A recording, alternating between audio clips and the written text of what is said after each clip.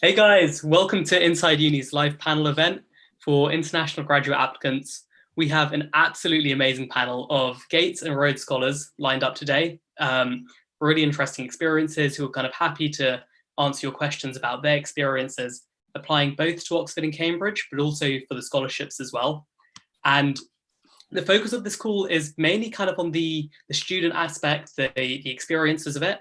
And definitely if you've got more technical or more specific application questions, make sure to check out both the university websites and the scholarship websites as well, because there's a lot of really good information on there, and it's the best place to find the accurate information.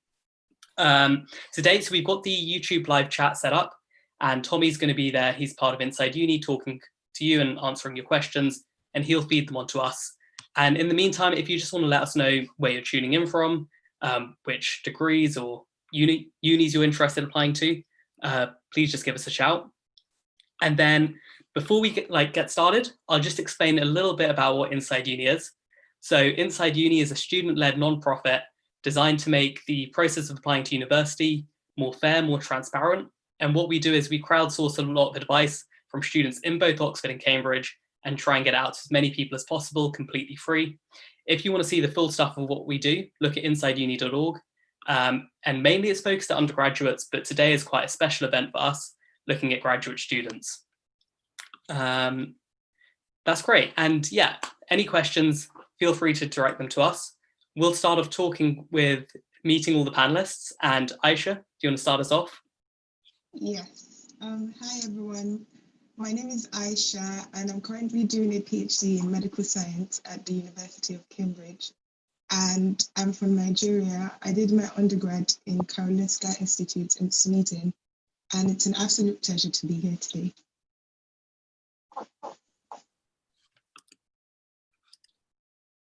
I'm Collin. I'm doing an MMus, a Master's in Music and Choral Studies at Cambridge.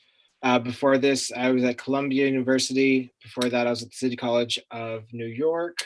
I am first generation American with parents from the Caribbean islands, Haiti and Jamaica. And also it's an absolute pleasure to be here. Hello, my name is Thomas Darcy Williams. You can call me Darcy, and I'm pursuing my master's in public policy at Cambridge as a Gates Scholar. Born in UK, grew up in Ghana, raised in Washington, DC. I'm dual US-UK citizen. Did my undergrad at McGill University, where I studied international development. I have been working in the global health space for the last 4 years, and also very, very happy to be here. Hi everyone, I'm Melisa. I'm doing my PhD in psychology at Cambridge as a Gates Scholar. I did my master's here as well, but before that I was actually in Wales. I am born and raised in Germany, have Turkish background, and obviously very happy to be here today and answer some of your questions. Hi everyone, a pleasure to be here. My name is Luria. I'm a Rhodes Scholar from Israel. I'm studying public policy in Oxford, a graduate of the Open University of Israel. Dealt before it with strategic planning and now transitioning towards social entrepreneurship. Hi everyone, my name is Olga and I'm currently pursuing a degree in public policy as a Rhodes Scholar at Oxford. I'm Russian, but I was actually born and raised in Japan. And prior to coming here, I was a college student at Harvard in the States. Very, very nice to be here and really excited to, contribute some thoughts. Thank you so much, guys. I think it's going to be really cool to see you all here. And good morning, good afternoon. My name is Chelsea Jackson. I am a Rhodes Scholar from Decatur, Georgia. I'm very happy to be here with everyone, and I'm studying a Master of Public Policy here at the University of Oxford. And last year I pursued a Master's in Criminology and Criminal Justice. Thank you so much. Okay, yeah, no, it's really great to have all of you here, and thanks again for your time. Unfortunately, Shantel has had to excuse herself fairly last minute for this, but yeah, we've still got a great panel lined up. So very excited to, get to meet them all. What we'll do is before we go off into questions, we're just going to have 4 of the panelists talk about what made them apply both to Oxford or Cambridge and also the scholarships that they applied for themselves. And Darcy's going to start us off on that. Thanks, Akil. So when I was thinking about grad school, I just wanted a really short and sweet master's degree that valued professional experience, that had an international cohort, and had some sort of integrated work placement. And the 9-month MPP at Cambridge fit just that. I was debating a little bit between public health and public policy and decided that the MPP was more suited in terms of where I wanted to go. To be honest with you, I never really thought Cambridge was a reality, and I thought I never particularly planned on this route. I actually stumbled upon it because of the Gates Cambridge opportunity, and I'd been spending the last 4 years working in global health, doing meaningful work, but not being paid a lot. And so the idea of grad school was quite daunting. And so the opportunity to have a full funded scholarship to any university was really exciting. And I found the Gates Cambridge scholarship really cared more about the impact you've made on other people's lives than just all of your other accolades. So it seemed to be a really good fit, and everything lined up, and feel very, very, very grateful for it. So when I initially applied to the Rhodes Scholarship, I did not necessarily have the University of Oxford in mind. And what I mean by this is I didn't apply to Rhodes because I wanted to go to the University of Oxford. Initially, I didn't even understand how the Rhodes Scholarship or studying at Oxford could benefit me. I am a Black Studies scholar from the United States. I identify as a Black woman, and I study race and its intersections with punishment and crime. And so because of this very specific particular thing, and also my background as an activist, I was sort of a bit confused when I had mentors coming to me and saying that I should consider the Rhodes Scholarship. I think for this, for my context as an American, this is very particular because in America, the Rhodes Scholarship is looked at as an academic honor and one that's bestowed at the end of your undergraduate career. So because of this, I began to be heavily influenced by mentors and people in my university who were significantly impressing upon me that the Rhodes and that the University of Oxford was something I should greatly consider, and that it could be very beneficial to my work in my larger aims of, accomplishing racial justice and creating the world that we all want to live in. And so it actually required me to expand my worldview in order to apply to Rhodes and to come to Oxford. And the particular selling point for me originally was criminology, which is not largely a discipline in the United States, particularly at the graduate level. And as I was coming out of political science as an undergraduate and really looking at race and crime, I needed a new disciplinary basis. And so that is sort of the linchpin that my mentors in the universities use to really get me to think outside the box. No, they don't have African-American studies, right? But what do they have that can expand your worldview and expand your knowledge, that can make you better advocate for what you do? And so I'm very thankful to Aaron Fraser, who was a Rhodes Scholar before me, who actually called me and peer pressured me into applying to the scholarship, to my mentor, who actually called my mother and told her, the University of Oxford is one of the greatest universities in the world, and your daughter could go there, but she's too stubborn to even apply. And then I had my mom breathing down my neck like, these people want you to go to this fancy school and you don't want to even apply. You don't think you're good enough. We think you're good enough, so you need to apply. And so for anyone out there who, for me personally, wasn't necessarily imposter syndrome, but I didn't see a place for myself in the Rhodes community. I didn't see a place for myself at the University of Oxford. And I'm so thankful for the people who saw a place for me and have allowed me to come here and develop that place. So I look forward to talking more about this. Hi, everyone. So for me, the point in time in which I applied for the scholarship was when I finished my military service, and my long-term goals are to promote social change in Israel. Now, the choice to come specifically to the Rhodes community and to Oxford and to the public policy course was a wish to kind of like step outside of my bubble.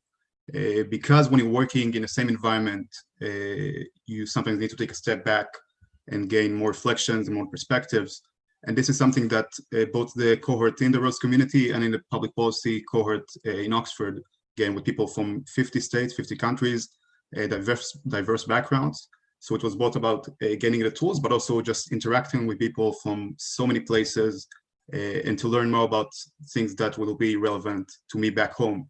Now I'm saying this because a lot of the people here are more of a global citizens. With me, I know I'm homebound. I know I want to come back home and focus on where I'm from. But coming here to a place which for me didn't seem accessible, didn't seem like the natural fit, is actually like the whole point, in which like I'm coming to a place which I wouldn't see myself as like part of the expected landscape. And I feel like I gained the best lessons just from interacting with so many people from so many different places. And just repeating what Chelsea said, it's not impossible. And I really feel that no one sees their place here as granted. And I didn't think just 2 years ago that I would be here. It seems like a ridiculous thought to have, but it is for everyone. And it is very reachable and accessible if you decide to go for it. Thank you so much, Darcy, Chelsea, and Ben. It's really cool to kind of hear you guys and that journey that you had. So now we'll be going into the more general questions. I already see we've had quite a few live ones coming in already. And certainly we've got a really diverse panel here. So if there are more specific questions you've got about the particular journeys that they had, feel free to ask them as well. And yeah, keep the live questions coming. So Collin is going to start us off. Sorry, hold on a second. Okay. I will talk about why I applied to a master's instead of a PhD. I received my first master's, as I said earlier, from Columbia. That was a music education master's, and I felt that I wasn't particularly ready to start the PhD without doing something a little bit more practical in music. I felt like this probably would be better to have both ends of a master's degree, one in education, one in performance, and also delving into more scholarly work.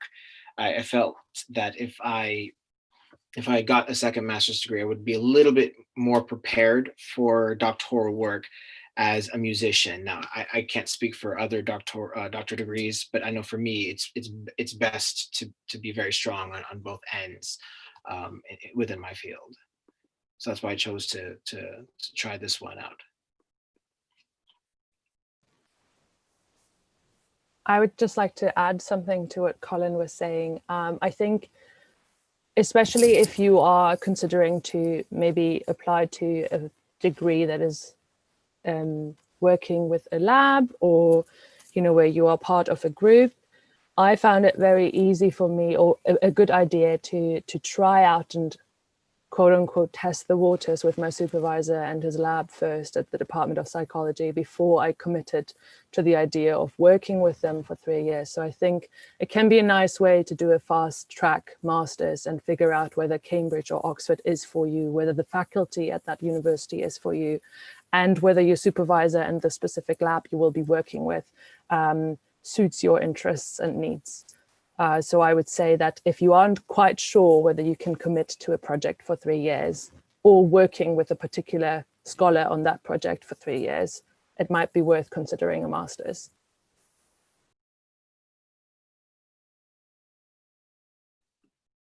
That's great. And Aisha, did you want to pick up the next one? Yeah, so the next question is, how can you tell that your supervisor is a good fit if you're international? And I think this is actually a problem that I can relate to, because I struggled a bit with that when I was applying for my PhD. And I know that as an international, there's a limit in the amount of information that you can get about your supervisor. But I've thought about like a few things that you could like consider. And the first thing is, like, at the beginning of your application, you will have to get a Skype interview with your supervisor at some point to either introduce yourself or introduce your past work. And usually those interviews are very one-way directed, in the sense that you expect just the supervisor to ask you the questions. And one thing that I think would help is also taking that as an opportunity to ask questions that are burning to you, questions that you think will be a deal breaker if you know more about them. So I would advise that you could draft a few questions like the person's work ethic, if they will have time to supervise you, and how often they will have time to supervise. You can ask all these questions indirectly. So in the summary, what I mean is that don't let that conversation be a one-way direction, because you are also going to work in the lab and you have expectations as well. Your supervisors have expectations of you, but you also have expectations as well. So it's good to take that as an opportunity to ask about things that you think would be important for you. Another thing that I thought about was reaching out to people that are already working under your supervisor. So luckily for me, when I was applying, there was a huge conference in London that I attended. I was invited for when I was in Sweden. So I flew into London for a couple of days and I attended the conference, and my supervisor was there and the lab members were also there. So I saw that as an opportunity to talk to them, ask them questions about what it was like studying under my prospective supervisor. And that gave me a huge insight on what to expect coming to the lab. So in summary, I would say that try to ask questions early on. The earlier you know, the better. And 2, try to reach out to people that are working with your supervisor already to hear their thoughts and opinions. And at the end of the day, all of this, you wouldn't really know until when you're here, but you should also just keep that in mind. So even if you ask a lot of questions, there's some things that you will never figure out by talking to someone online or having opinions from people. You will figure it out as you start the PhD itself or the master's. So I hope that could help in some way. That's amazing, Aisha. I think you covered it all. I don't know what I should add to that. I think, yeah, absolutely. Do you figure out your non-negotiables, what your priorities are starting this this degree, and do have some questions ready. Do introduce yourself to the potential supervisor. Kind of summarize what you're about and what you're hoping to get out of your experience at university, and see whether you are on the same wavelength when it comes to those priorities. I reached out to my supervisor before I even had a research proposal ready and said, these are kind of thoughts that have been running through my mind. These are things that I would like to look at. But I also wanted to know, whether he's going to be on sabbatical anytime soon, or whether I will be able to publish with him, or whether I can be part of other projects that he's working on, because he's doing a lot of social impact work on the side with governments and other institutions. And I wanted to kind of have experience with that as well. So I think being quite bold about it upfront and saying, these are things that I would be expecting or hoping to get out of it, and seeing whether that is a good fit, is a good idea. And then absolutely, I also reached out to other lab members and people that were at my department asking how my supervisor was, just to hear their experience as well. But yeah, I guess one last thing that I would add, I mean, obviously no one wants to go into a PhD or master's thinking, oh, I'll have to go through the pain of changing a supervisor, but do also be mindful that if for whatever reason you feel like you don't get along with your supervisor, you have a research advisor that will help you with that. There are certain systems in place to help you switch if that was needed.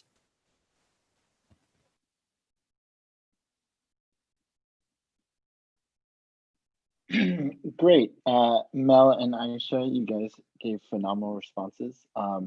So the next question is from Gabriella, who is planning on applying to the MPhil in public policy at Cambridge and wants to know how the interview process was for the Gates Scholarship. Was it too challenging to answer the questions? So it's important to know that, and you'll be able to find this on the website, but the process will depend on where you're from. So if you're an American living in America, you'll be applying quite early. So you'll be applying sometime in October.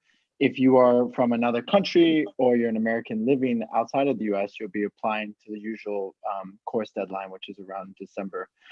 And so you have to be aware of the deadlines, which will be important in the process. But basically, once you apply to the course or the MPP course, if they rank you as one of their Gates interviews of the year, you'll then be evaluated by the Gates Trust, and then if it's fitting, you'll be invited to do the interview. The Gates Cambridge interview is really well documented on its website about what to expect.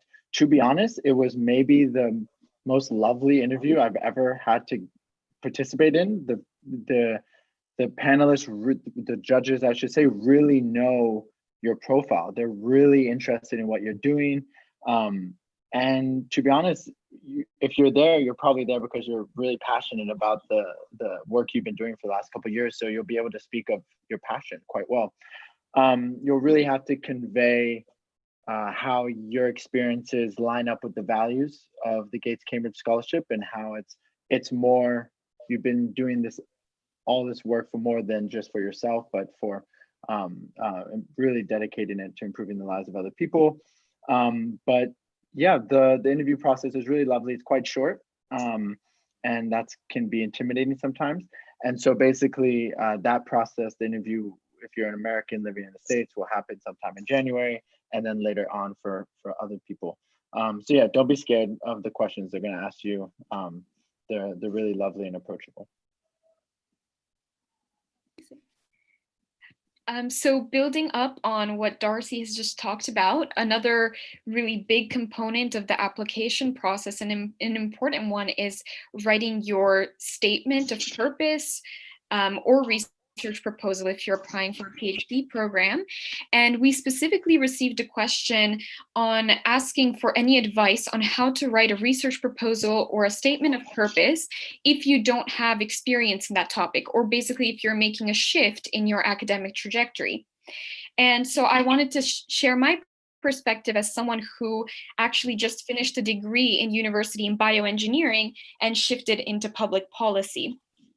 I want to start by saying that the process of writing a statement of purpose is super individual, and there's no one way to approach this.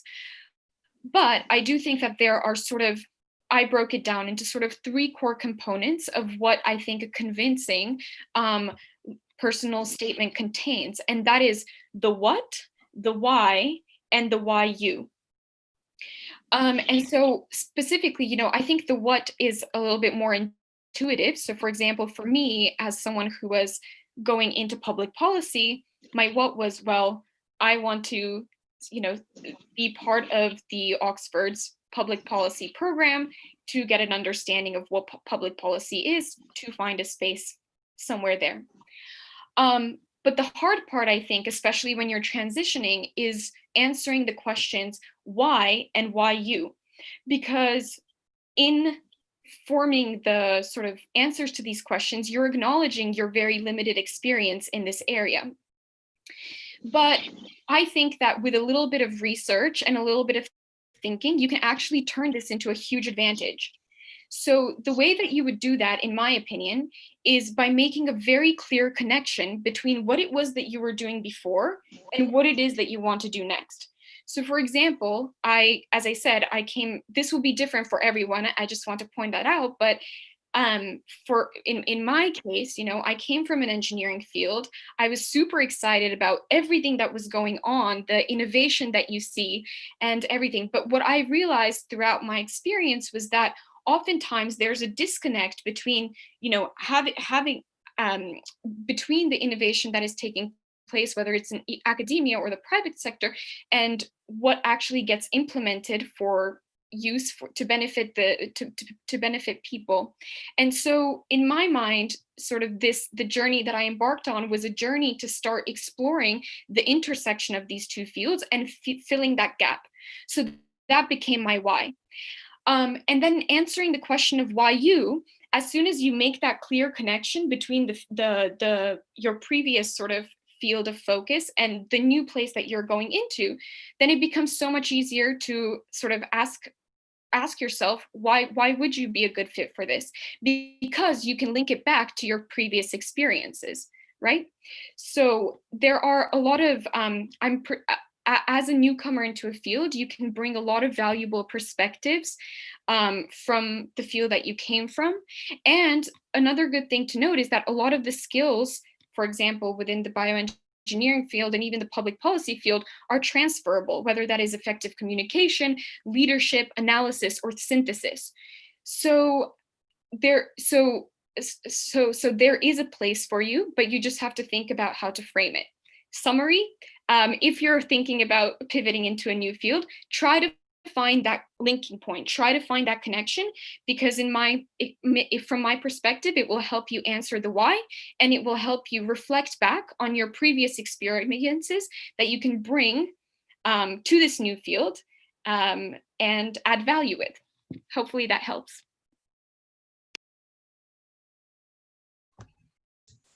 All right, so we have a new question. Is it compulsory to read some books as a way of preparation for interviews at a Gates Scholarship? I'll talk as a Rhodes Scholar, not as a Gates Scholar, but for me, it's, I would say, a fun question to read because I had the exact same question when I applied, and I kind of like went through a lot of anxiety because I didn't read a lot of books at the last few years before applying. So it really struck me, and when I did mock interviews, I asked like, how can I overcome it? First of all, read books if you have the time to allow for it. But I would say the interview and the process and the passion to do something, you have a lot of sources for this inspiration, whether it's life events, whether it's political views, whether it's just the news that you read. And as long as you know how to talk about the change that you want to see and want to make and the things that drive you, I feel like you can talk sincerely about those things and deeply about those things, whether or not it's based on like a philosophical book or not. So it resonates a lot of other questions about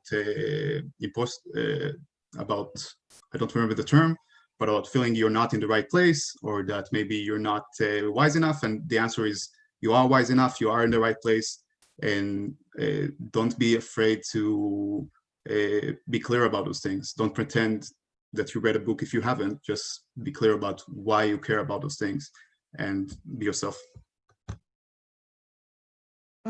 Just to build up on that, I absolutely agree with Ben. I'll speak about the Gates because and that was the interview that I went through. And I'll just say that if you have the time, yes, like you can read books that could help you with like speaking properly and all that. But I feel like it would be more important to focus on the eligibility criteria and find a way that you resonate with this criteria. And from each of these criteria, you can build your own story. So for example, the 4 criteria for Gates is academic excellence, reason for choice of course, a commitment to improving the lives of others, and a capacity for leadership. So for the interview, they're really just interested in what drives you, what excites you, and what kind of plans do you have for the future? What have you been doing in the past that shows that this is what you really want to do? So I wouldn't say that you don't really have to put pressure on yourself to sort of be aware of so many different things that is happening in the world. But as far as you're like very passionate about what you want to do in Cambridge, I think that will speak. Passion is something that reads off you. You don't really have to communicate much if you're passionate about something. The way you talk about your topic, the way you address the issues, people can tell that, okay, yes, you're really you're genuinely interested in pursuing this. So to summarize everything, I would say that if you have the time to read books that could help you, why not? Of course, do that. But don't feel like it's a necessity for you to be able to go successfully, go through the interview successfully.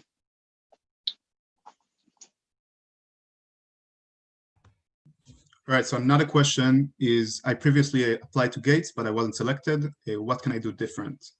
Now, again, I'm a Rhodes Scholar, I'm not a Gates Scholar, but I do know about Rhodes Scholars who applied more than once and even got to the interviews more than once and eventually made it. I would say it's not a repetition of the same interview. Like if you feel like you haven't learned from the previous experience or you haven't changed or transformed since the previous one, then it's not maybe the right thing to do. But if you feel like the years that went by and the experience that you gained and the perspectives that you gained have added to the way that you see your goals, your challenges, your missions, and why do you fit in that place, then there is a good reason to apply. And you also have the advantage of already knowing what the interview process feels like and what challenges you personally come. So I would say don't see this as the challenge or the barrier for you to apply again, because you even like have some advantage over the others, but just think about what process of you went through since the last interview to make sure that it's not for nothing.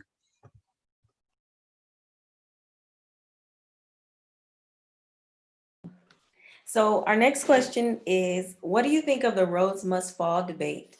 And are you forced to grapple with the decolonize the curriculum movement as a postgraduate student? I'm really excited to answer this question. And if you go to my Twitter page, you'll see that a part of my byline is a Rhodes Scholar who believes that #Rhodes must fall. So to clarify that position, because it might be confusing to people, the scholarship that I received from the Rhodes Trust for the purpose of me as a human being who wants to better the world, being a young person who's interested in using education and access to knowledge as a means to make the world a better place, and as we say at Rhodes, to fight the world's fight, that the Rhodes Scholarship was an opportunity for me to do things I would have never done. I never left the United States before I received a Rhodes Scholarship. And the first flight I took out of the United States was paid for by the Rhodes Trust, right?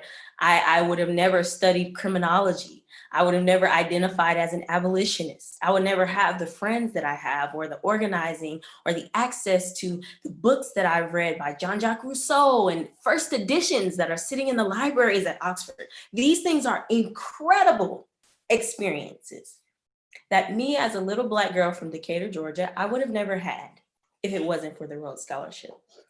And so when I say that, I don't lay the responsibility of the horrific things that come out of the histories of colonialism and white supremacy, I don't lay the responsibility of that at the feet of young people who are pursuing education.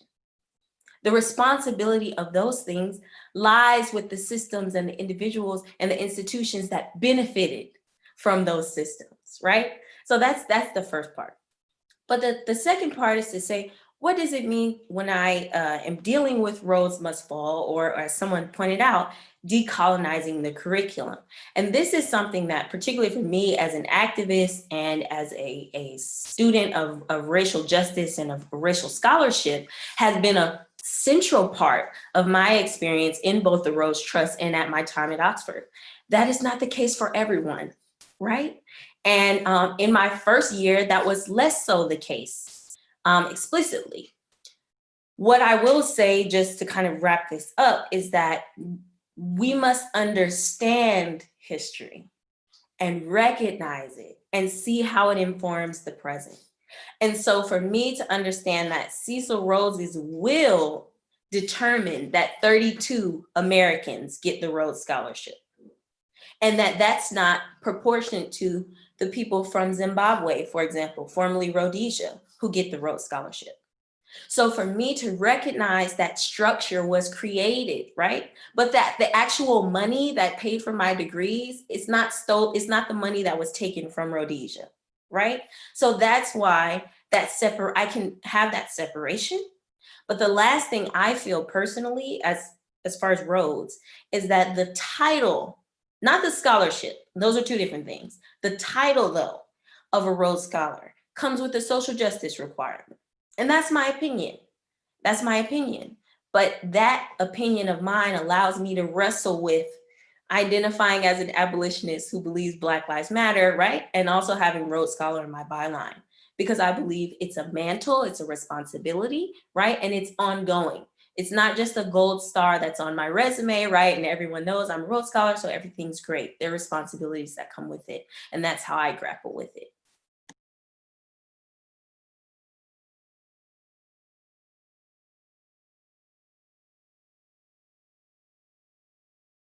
And Aisha, thank you so much, Chelsea. And Aisha, for the next one about master's or PhD. So we have a question by Falagbade. It says, a master's or a PhD, is any more advantageous, and is it easier to get into one or the other? Because I've only had a PhD after my undergrad, so I'm only studying for a PhD after my undergrad, so I can only speak particularly to a PhD.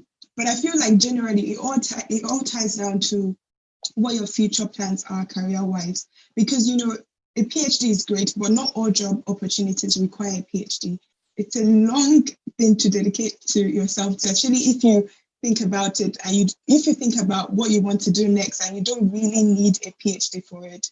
With that being said, I felt like if you're looking into working in academia, a PhD is obviously always going to be something that would be handy. And I can only speak in terms of, the lab side of things. A PhD is always helpful if you're thinking about staying as a postdoc, or you're thinking of professor or being a professor or anything like that. So I wouldn't really say that anyone like a PhD is better than a master's or vice versa. I think it all depends on what you want to do next, and also it depends on you. Like if you're not sure about the fields that I think Melisa talked about this earlier on. If you want to test a lab, for example, for a year to see if this is what you really like, if this subject is something that you're passionate about, a master's will be helpful. So within that 1 year, you sort of have an idea of if this is what I really like, compared to if you are going to start a PhD directly. Not that I'm saying that once you start a PhD, you have to finish it. Of course, you can leave if you don't like it, but having a master's, which is 1 year, helps you to, leave early if you really don't like it. So I think that's a big advantage for masters. And yeah, also job opportunities. So it depends on your commitment and job opportunities moving forward. Thank you, Aisha. I have a few things to add to that. I think it also depends from department and discipline to discipline, because I think in psychology, it is quite common to do a master's first before you stay on for a PhD. Often supervisors will actually appreciate the opportunity to get to know you as a researcher first before they decide whether they want you on board for 3 more years. I also think, for me particularly, so I did my master's at Cambridge first, and then kind of on a whim decided to also apply for a PhD.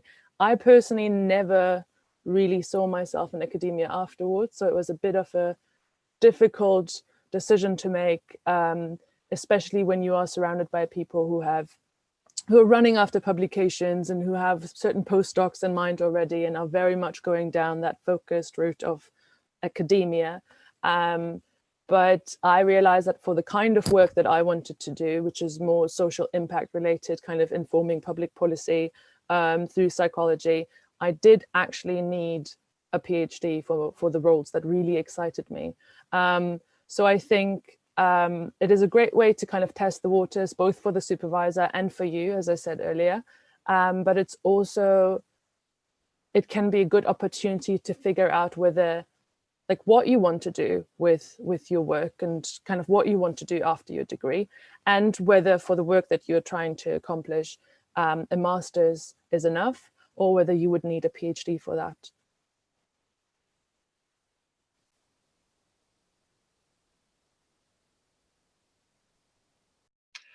Okay, so the next question is from Gabriella. It says, I know that Gates Scholarship requires that the applicants have work experience. Must I have work experience in the subject that I would like to apply? I'll just speak from my experience. I'm a music educator, so I teach at schools, and I'm a music conductor, so I get invited to conduct in different parts of the world. I say this to say, I don't think you necessarily have to have a salaried position if that's what you're asking. Sometimes when I get invited to work, it depends on the contract. So maybe they'll pay for my flight and accommodations and other things, and I won't be paid by money like that, but they take care of everything like that. And I still consider that my work experience, if that's what you mean. So yeah, I don't think it necessarily has to have anything to do with like a salaried position. But anything that you do to collaborate with people within your field, I would always consider that work experience. Any ideas that you have, any meetings or workshops that you can do within your field also counts as your work experience. Anything you write, I would consider that my work experience as well. I'm usually invited to sort of help people change idea about music and music education within a given city. So I'm always trying to get people to expand their ideas of what music is and is not. So depending on what you're looking for, I think it could be anything. So I would write down every single thing that you do and make that your work experience. Great. Thanks so much, Collin. And thanks, Gabriella, for another good question. Of course, this is always going to depend on your field and your industry. So I can only speak from my own experience. And, the thing about the Master's in Public Policy, which I think, Gabriella, you're keen on applying to, it is a generalist degree. You are able to use this degree and apply it to any single industry that you're passionate about. The thing that I think is more important, especially in the Gates interview, It's about your own personal narrative. Can you tie that golden thread throughout your entire story, kind of similar to what Olga was referring to? Can you tie this golden thread to explain how your work experience has influenced the reason why you want to pursue this degree? So for me, I've been working in global health for 4 years, doing malaria and HIV work in Western and Central Africa, and was not technically doing public policy work per se, but I knew why I wanted the MPP skill set so I could then see the impact I wanted to see in global health later. So it really depends on the narrative you can craft. And it's going to definitely depend on industry to industry. But the lucky thing for you, as someone that's interested in applying to the MPP, you will probably have a little bit more flexibility in creating that narrative yourself and being able to tie it all together. This next question is very close to my heart. It's something I thought about and really struggled with before coming to Oxford.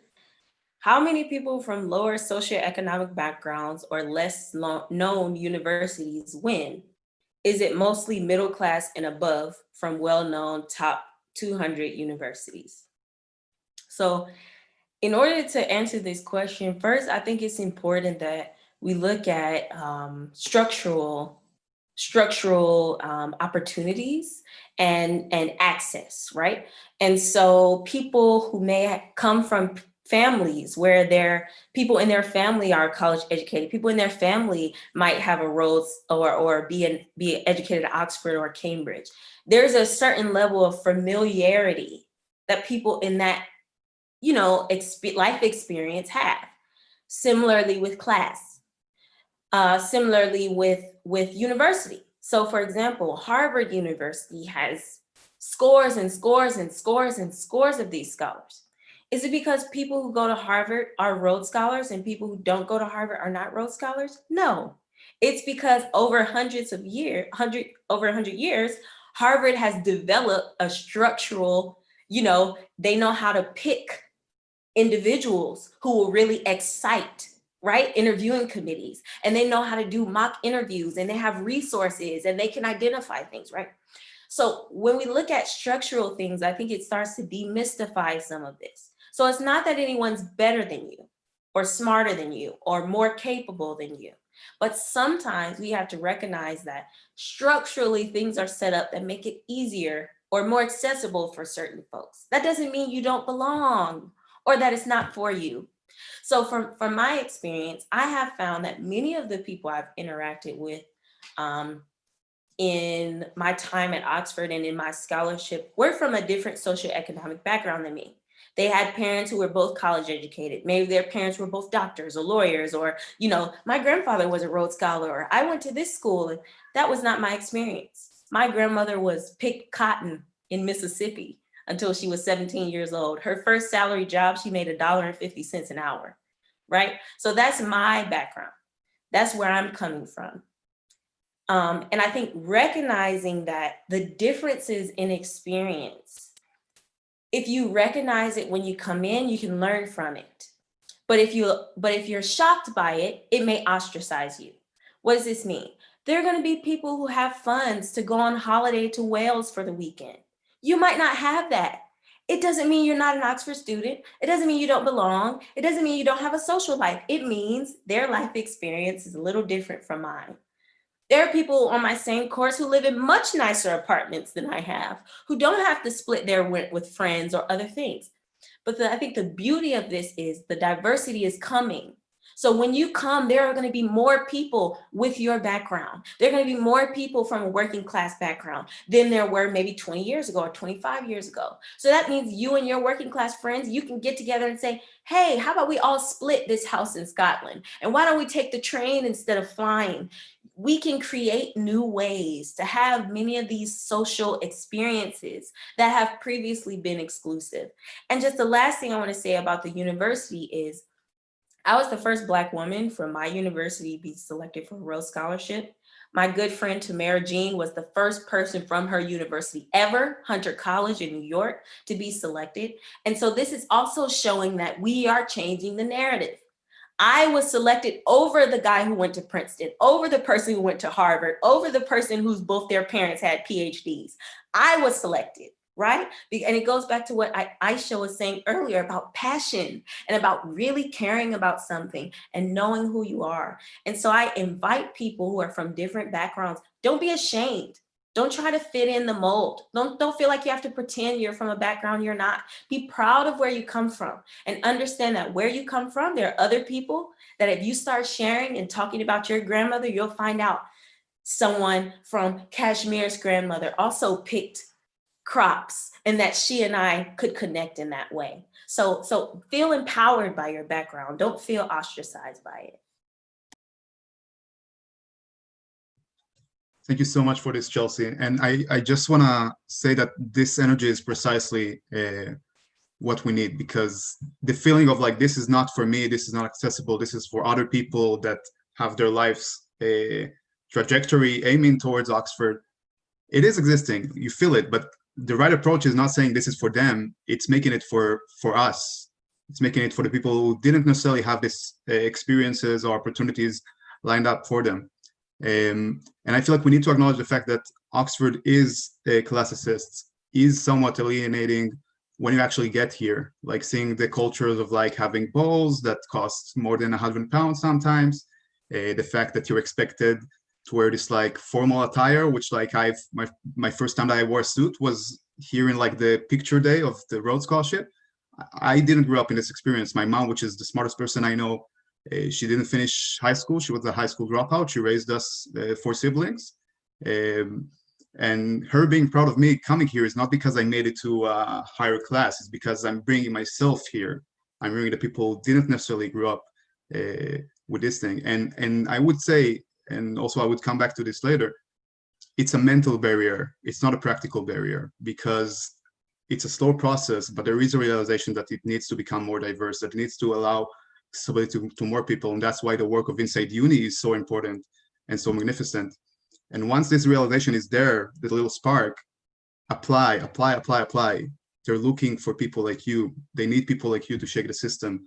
They need people who don't know that they belong here. But once you understand that applying as an underdog has its advantages because it's a unique story and people like unique stories, people are looking for them.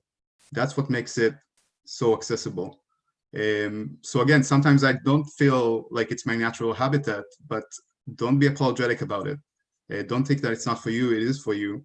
And again, besides the socioeconomic background, I come from the Open University of Israel. It's an institution that's all about establishing higher education for the periphery since the 70s. You don't need to have like a high school matriculation. You don't need to have the Israeli SATs. You just start your courses. And when I interviewed for the Rhodes Scholarship, I had competitors, Israeli competitors that went to Stanford, to Yale, to Columbia, and I didn't feel that I have any advantage over them.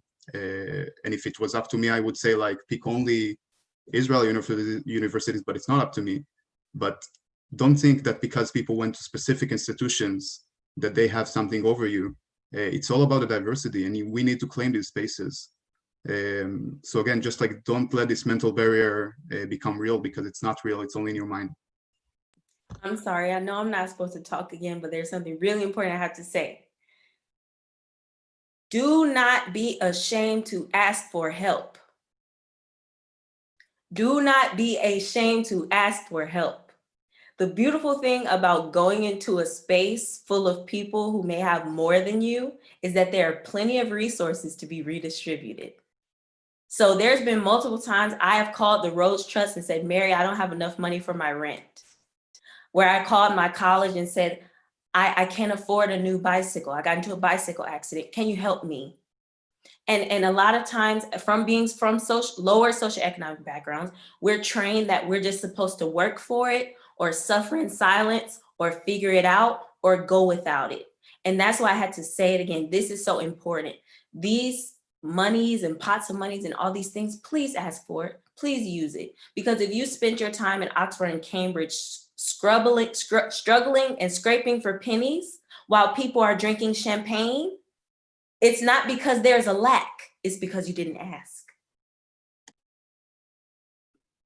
Thank you so much, Chelsea and Ben. And I just wanted to I just wanted to add to that as well that things are changing and these universities are old, but this change is happening. And really, this is what we're doing at Inside Uni. But it's good to know it's not always visible from the outside, but there's a lot of people within the university really, championing diversity and pushing to make it more diverse. And certainly, as I think those two said, the key things is like, one, if you want to be here, then definitely apply, because there are a lot of spaces here to promote like just people from different backgrounds, and people really want to see that. And the other one is ask for help.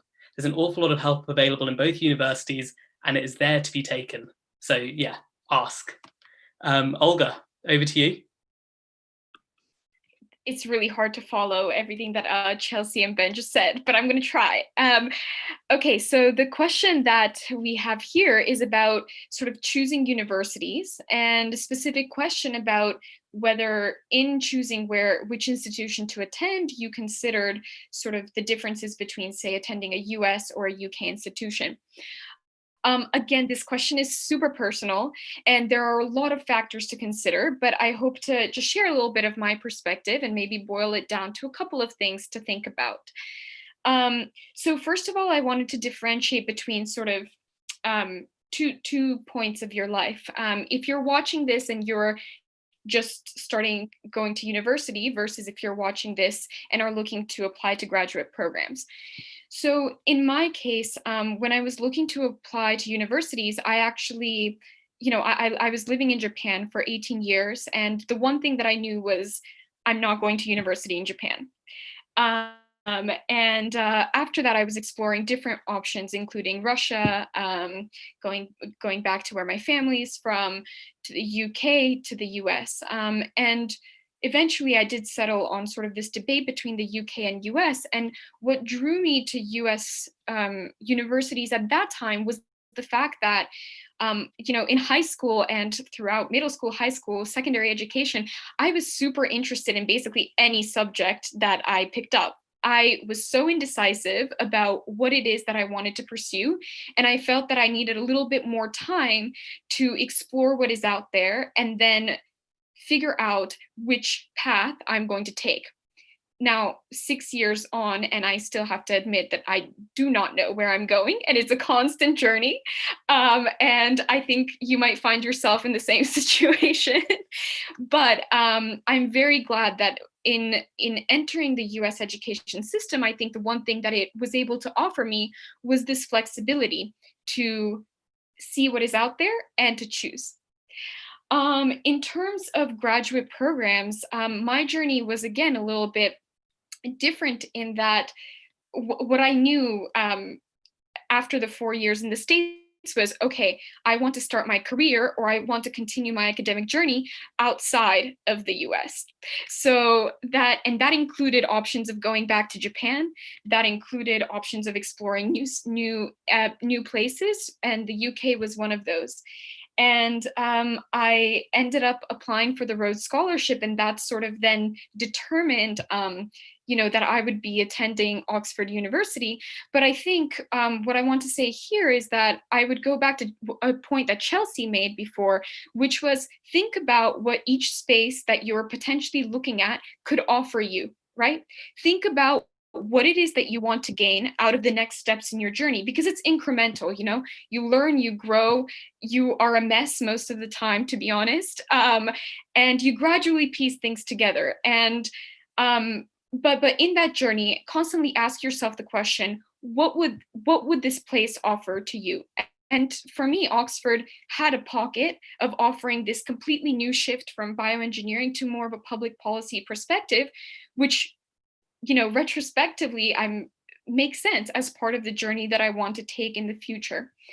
I mean, in addition to this, you probably want to think about different factors, including location, the kind of research that's going on, the kind of people that you want to be surrounded by, and that's really personal. But I hope that, so there are some points here that would help you sort of make the decision.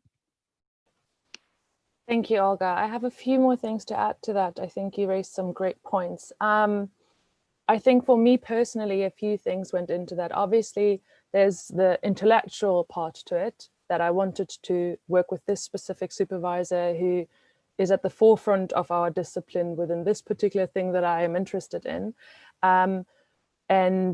But also that I was looking for, as a social psychologist, I was looking for a lab that was more social impact driven and was interested in using and utilizing their research to kind of apply it to the real world and have it feed back into society, because I think that is our responsibility as social psychologists, quite frankly.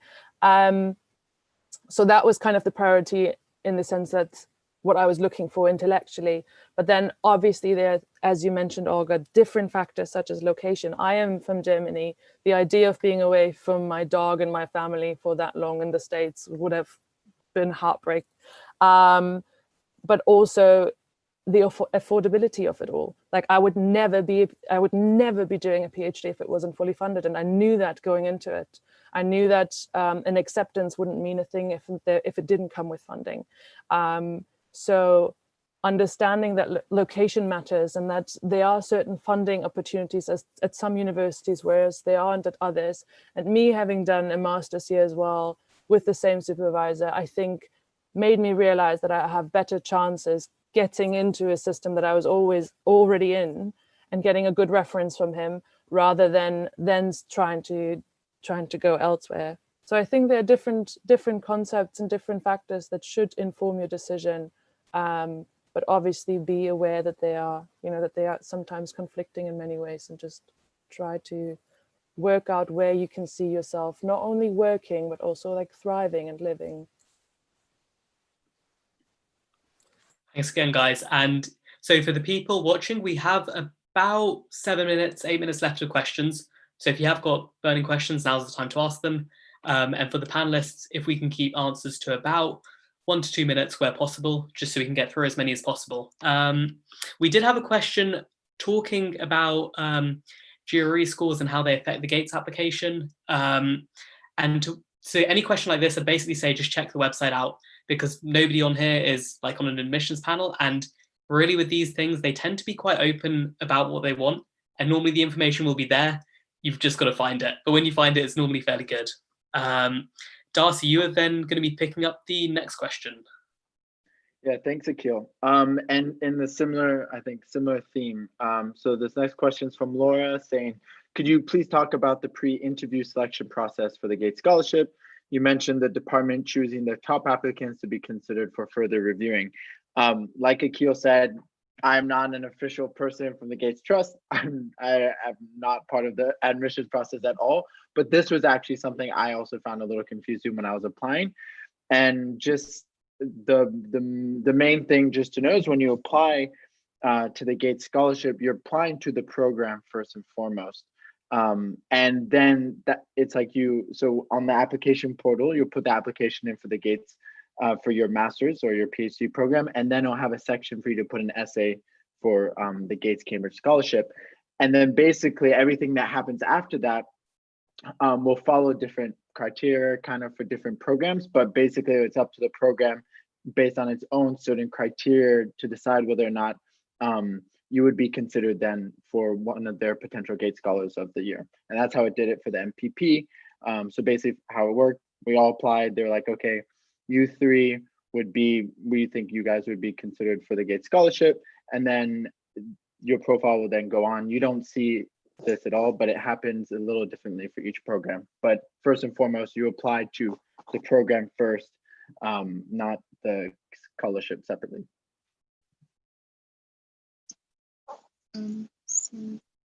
So the next question is, did you look at other funding opportunities for your master's course? I'm going to speak for when I was applying for the PhD. So I knew that I was never going to attend Cambridge without any sort of like funding, because I can't afford the education here. So funding was something I spent a lot of time exploring before sending in my application. And thankfully, Cambridge has this really cool funding search tool where you put in your details, your nationality, residency, and all of that. And you can have like a list of all of the funding that you're automatically eligible for. So that really helped me. When I was sending my application, I had like 6 or 7 different funding bodies that I could potentially reach out to. And the good thing about Cambridge is that there are lots of funding opportunities, and it just takes spending a bit of time to research about them. You have some in your department, some in colleges, and you find out that even though there are not many places for each of these scholarships, most people don't know about them. So most people, like, they don't get people apply for them. So I think it's worth spending a good amount of time researching about all of these options, because once you have your data collected, it's only easier, like, going forward, because all you have to do is just type in some few things when you're applying, and automatically you are, like, they check you if you're eligible for all of the scholarships when you send in your application.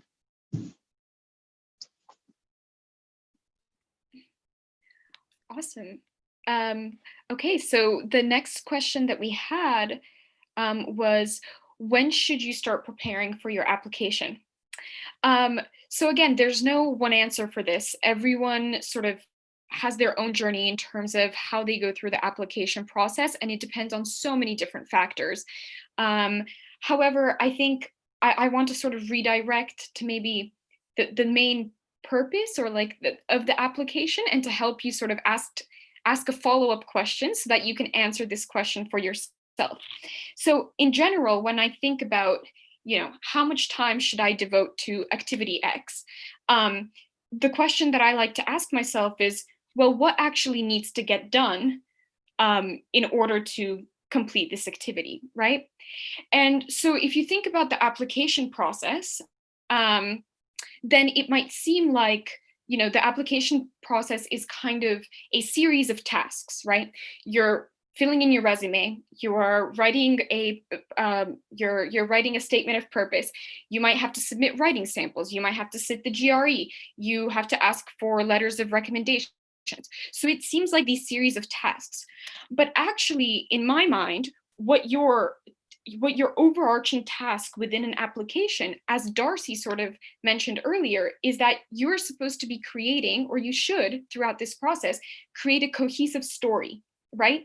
Sort of take all these jigsaw puzzles, whether that's all these components of your application, all these experiences from your life, and put it into a cohesive sort of picture, right? And that's your task, right? So, obviously, sometimes gluing all those pieces together takes reflection. It takes talking to people. I find talking to people about your passion, about your former experiences, to be really helpful in just framing what this story is. But obviously, that takes a little bit of time, and how much time that would take for you will depend. But yeah, so basically, in figuring out how long you should spend on the application, I would personally think about, well, what needs to get done? For me, that would be create a coherent narrative. And as long as you're able to do that, then, however many hours or however few hours you spend on the application, I think you can get something very successful before the panel. Wow, Olga, that was a perfect answer. I literally have very little to contribute to that. I think my only personal experience in that regard was, I was quite perplexed and confused when I came to Cambridge and realized that everyone had basically planned out their next 5 years already. They knew that they were in Cambridge for the year, and then they were off to med school after. They already had their place, and then they were going to go to McKinsey's. That was also confirmed, and I was just there very confused as to how to really fit in and thrive in that environment. I started my master's in October, and the deadline for the Gates Scholarship was in December for me. I hadn't even started my research project yet. I had just handed in my first essay. It did seem like a very hasty decision to make, to apply for something as big and inaccessible as it seemed to me back then, on a whim almost, and whether I could produce an application that was worthy enough to get the scholarship. But I think what Olga just mentioned, that if you are comfortable that you can pull that narrative together and put that, bring all the aspects about your life and your passions and your motives and your intentions together into a cohesive, rememberable story. And if that only takes you 2 days, then that's great, go for it. But if you think, actually the person that I'm asking for reference usually emails me back within 3 weeks, so I should probably make sure that I email this person, ask for reference a month before the deadline, then try and be strategic about it. Try and be mindful about how much time you actually need. I succeeded, which was, at that time very stressful. I didn't really know what to propose for a PhD because I hadn't even started my actual research in my master's. But I think it's possible as long as you kind of check the points that Olga mentioned.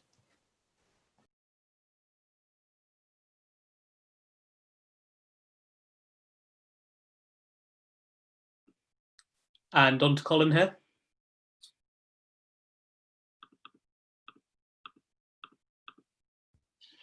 This is the imposter syndrome question, correct?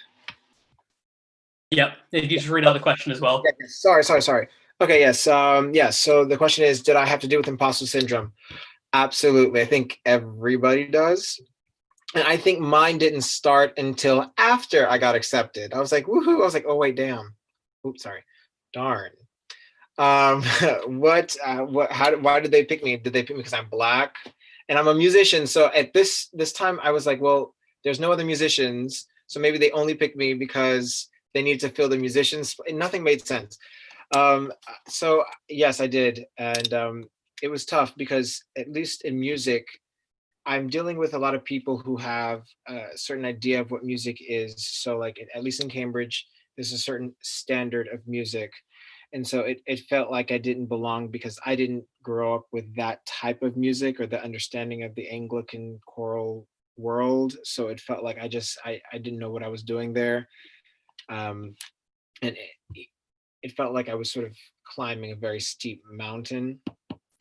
But I was really fortunate because my Gates family they really kept me sane. This is part of the great reason why applying and joining this family is so important, because I got to complain and whine to them, and it was really, really wonderful. Everyone's listening. So yes, everyone deals with imposter syndrome, but I think what helps balance it is being a part of this amazing community. So thank you all. And just briefly to jump on Collin's point, my two things I just want to say quick about imposter syndrome. The first one is that imposter syndrome is a story that you tell yourself. I am an imposter. I don't belong here. Why are you telling yourself a story? To explain things that you don't consciously understand. So when you don't see your excellence, when you don't see your own drive, when you don't see your own accomplishments, when you don't see your own passion, you see what Collin's a musician. I've just interacted with him. I'm fascinated by him. I'd love to hear his music. I'd love to see him conduct, right?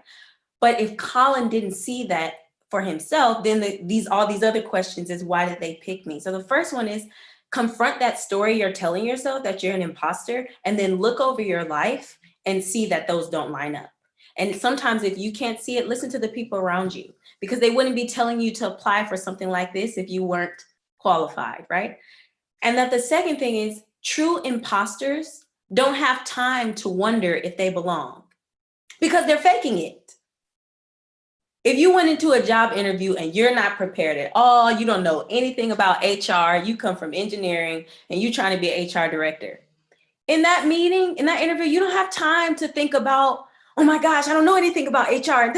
No, you're just winging it. You're just there and you're going to be confident because you're like, look, I'm probably not going to get this job, but hey, I'm here. So the true imposter never has the syndrome. They never question if I belong here. Am I doing what I'm supposed to do? And, am I being grateful? Am I taking advantage of the resources? So just like Collin said, everyone who's somewhere trying to do something real and really grow and has integrity, you're going to have those questions, and that's natural.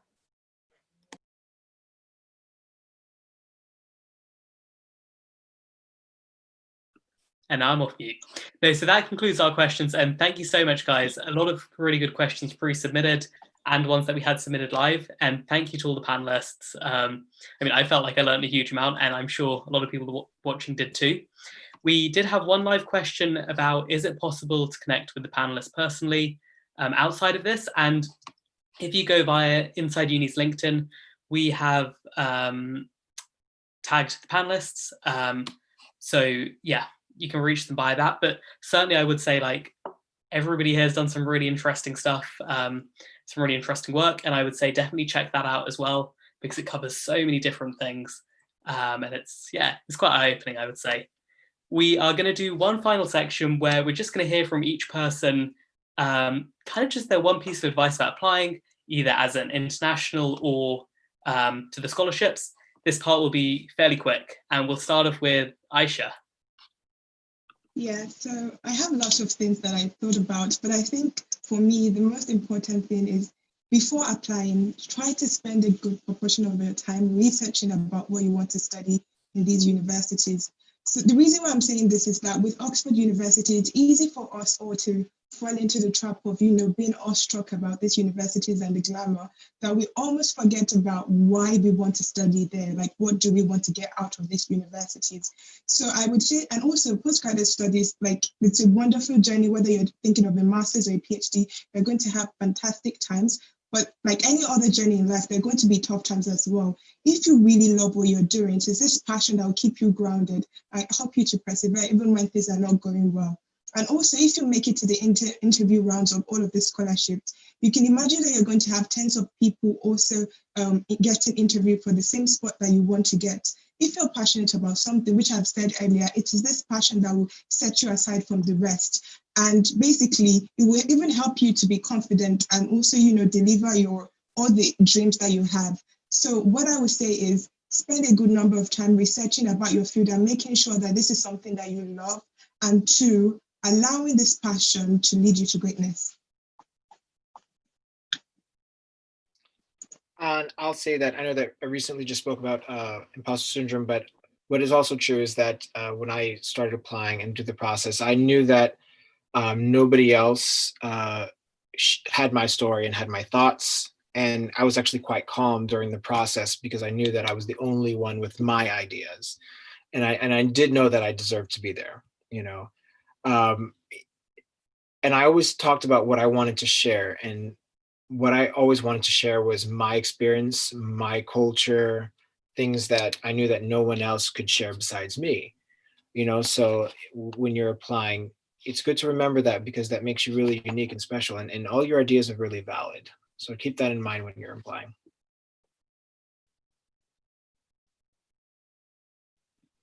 Tough acts to follow.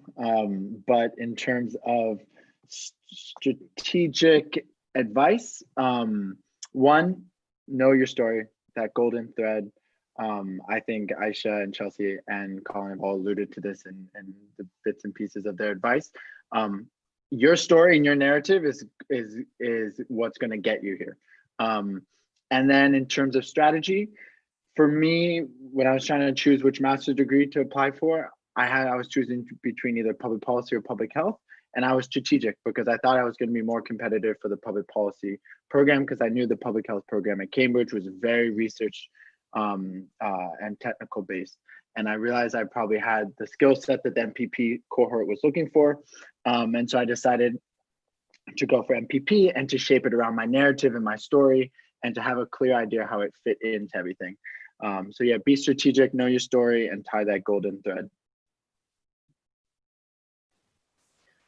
That's a great point. I think what I can add to that is, although it is easier said than done to tie that thread together and put that storyline together, it is difficult when you're still trying to figure out where you are and where you want to go from here. And I would advise that you apply despite the uncertainty and despite the doubt that comes with it, and despite feeling like you may not belong here. I remember attending the open day at my department and walked up to the director of studies and said, right, like, what are the odds that I will, first of all, get into Cambridge, and then secondly, get it fully funded as well.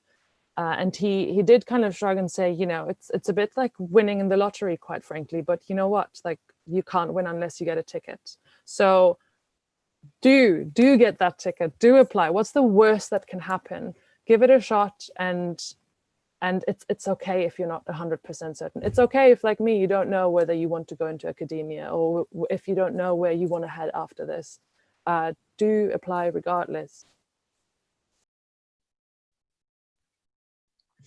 Yeah, so it's all about a story that you're telling. I feel like it's repeating itself through everyone that speaks. I would say it's beyond the professional passion. It's about the different chapters in life. The application process is just like a good time to reminisce and reinterpret and think about what you've went through and how does that lead you to the future. So even if you don't get in, it gives you a mindset to understand like what are your goals in life and where are you heading. And I would say again, the mental barrier is mental. It's in your head. Just apply.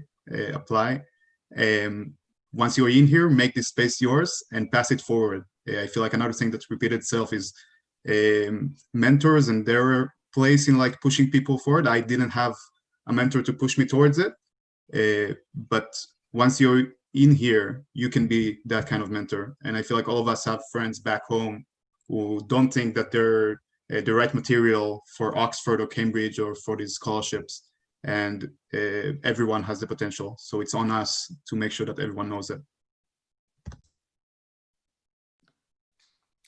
Scholarships and awards like these have the effect of really humbling people who are really exceptional. And you feel so humbled by the honor and by the recognition, right? But I challenge you to look at it the other way around. The Rhodes Trust is better because Olga's a Rhodes Scholar, because Ben is a Rhodes Scholar, right? Cambridge is better because Darcy goes there, right? Because Melisa studies there.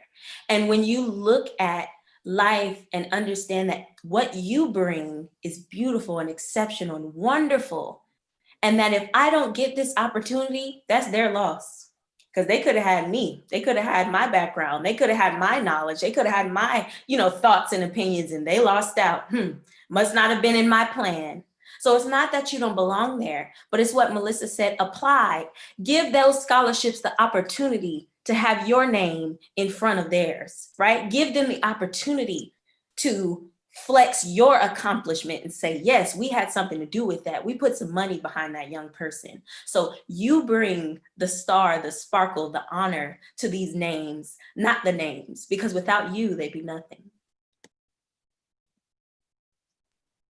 Such an important point. And to add, I think one of the best pieces of advice that I received actually through the music world when I used to perform and compete there is always set yourself up for success, but have a backup plan.